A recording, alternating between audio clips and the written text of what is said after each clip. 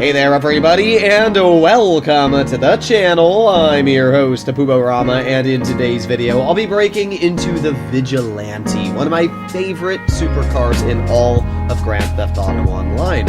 I'm going to be showcasing in today's video why the Vigilante is so good, with 5 different reasons that you may have known or may not have known. But if you are on the fence about getting this car, hopefully today's video will help clear up the air and let you know all the reasons why the Vigilante is so good. Let's break into the basics. The Vigilante features homing missiles, and really dangerous homing missiles at that. These are probably some of the scariest missiles that you will go up against, the same as the Deluxos, the same as the Ruiner 2000s. Essentially, if there's a jet flying full speed at you, and you just get a simple lock on it, that missile will turn directly around and slam into the rear of the jet. And because of that, you do not mess with a Vigilante. Even if you are, in an Oppressor Mark II, and this looks like an easy target to clear, trust me, if the Vigilante gets a missile off, you better hope your flares are back, because you are going to be dead if they aren't. Not only does the Vigilante have missiles, but it also obviously features a rocket boost, which is really nice. So let's break into the 5 things you may or may not have known about this car. First of all, it is the fastest supercar in the game if you add in the rocket boost. Yes, the Vigilante is in the supers category. And sure, while you may not be able to do races with this vehicle, because obviously it does have that rocket boost, it is still the fastest supercar in the game, going over 150 miles per hour. The speed boost is incredibly fast on its regeneration and allows you to achieve crazy good speeds while still having pretty good grip and overall maneuverability. So because of this, the Vigilante is not only the fastest of the rocket boosting vehicles, but it is also the best handling.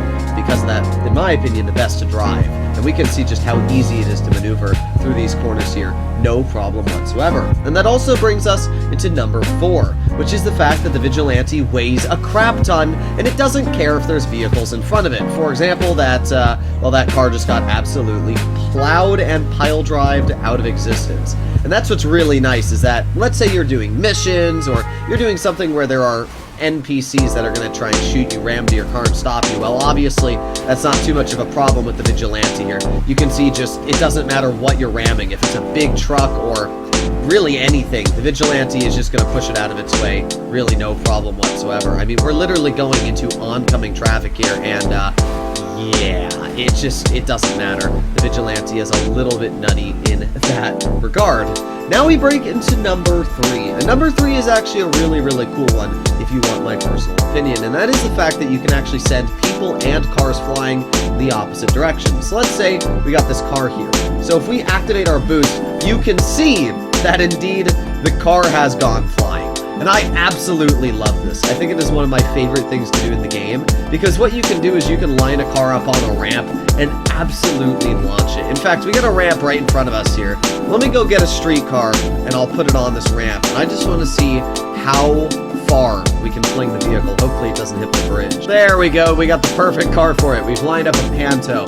So now what we're going to do is we're going to head into our Vigilante here and pretend that you have a friend inside of this car, or you're inside of this car and your friend's in the Vigilante. Well, not anymore. Oh my god, it's gone. It's actually gone. Look at how far that is. It's still in the air. It almost went out of our render distance. Oh, I see it. That thing went a legit mile.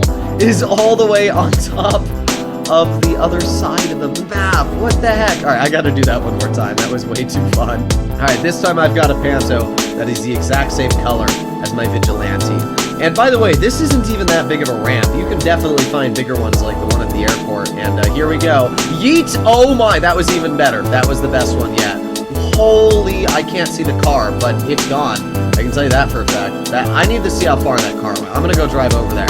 Shouldn't have despawned. Oh my god, there it is. I cannot believe that it went this far. Look at where we are on the map, and this is where we launched the car from. I mean, that is actually insane. Holy what the heck. Well then, yeah, I think that shows just how ridiculous the rocket boost on the Vigilante is. Let's say that you are out of missiles. Currently, I'm pressing the missile fire button, and as we can see, nothing's happening. That's because our car is completely depleted of its missile supply.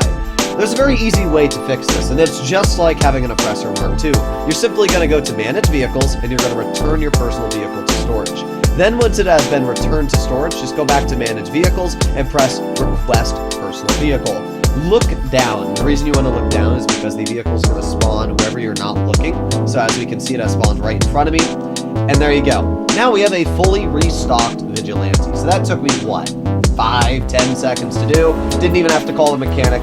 And now we have missiles once again and a fully refurbished Vigilante. So yeah, basically you have infinite missiles. As long as you don't spend less than 2 minutes dumping the missiles, which is pretty hard to do judging that you get 30 of them, you're going to be completely fine. And it's super easy to just respawn it and get them back. That's not to say there aren't downsides for the Vigilante. In fact, it has one major downside, which is this. Yeah, it kind of looks like I blew up because I drove into a wall there, but no. I actually fired a missile at the same time I hit the wall. That's a serious problem. The Vigilante does not survive any explosions. So if you do have an oppressor, a Raiju, really anything in the sky that is able to connect an explosive device onto your car, yeah, you're not going to be living all too long. But I personally don't see it as that big of an issue when the Vigilante also features super dangerous missiles, a rocket boost to evade missiles, and it's just a really fun car to drive in general. Plus, we arrive to the fifth and final reason the Vigilante is an absolute S-tier vehicle, and that is, you see, we are currently in a mission, and normally you are not allowed to use any type of weaponized vehicle in missions apart from very, very few exceptions. A good example of that would be the weaponized Tampa, or something like the Insurgent Vigilante Custom.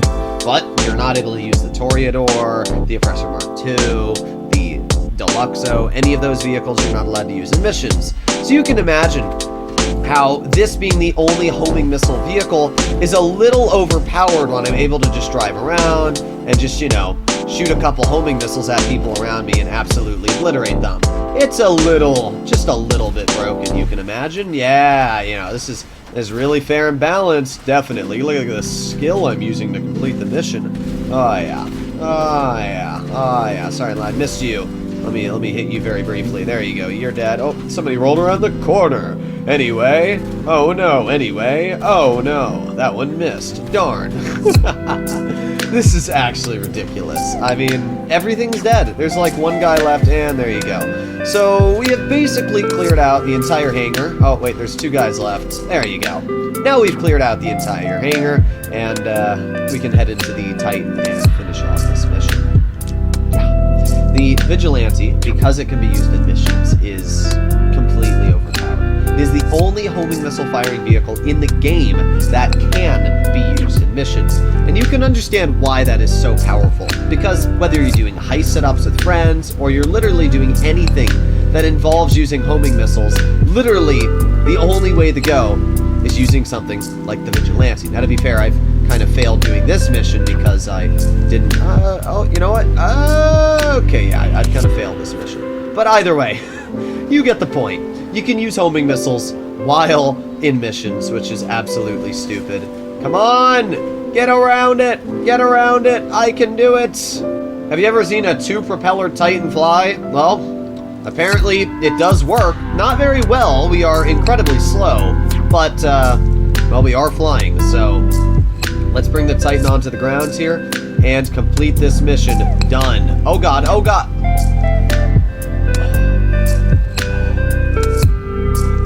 Oh my god. I really thought we were going to crash right into that. Normally when you land the Titan, it immediately stops when you've completed the mission. That was really sus. But hey, we made 10 grand. There you go. And we actually managed to complete it while blowing up the truck with the Vigilante. Either way, these are my reasons for the Vigilante being an absolutely amazing vehicle, and you can take them or leave them, but at the end of the day, hopefully you enjoyed today's video, and if you'd like to see more like it, please consider smashing that subscribe button down below, and I'll see you on the next one. Bye-bye!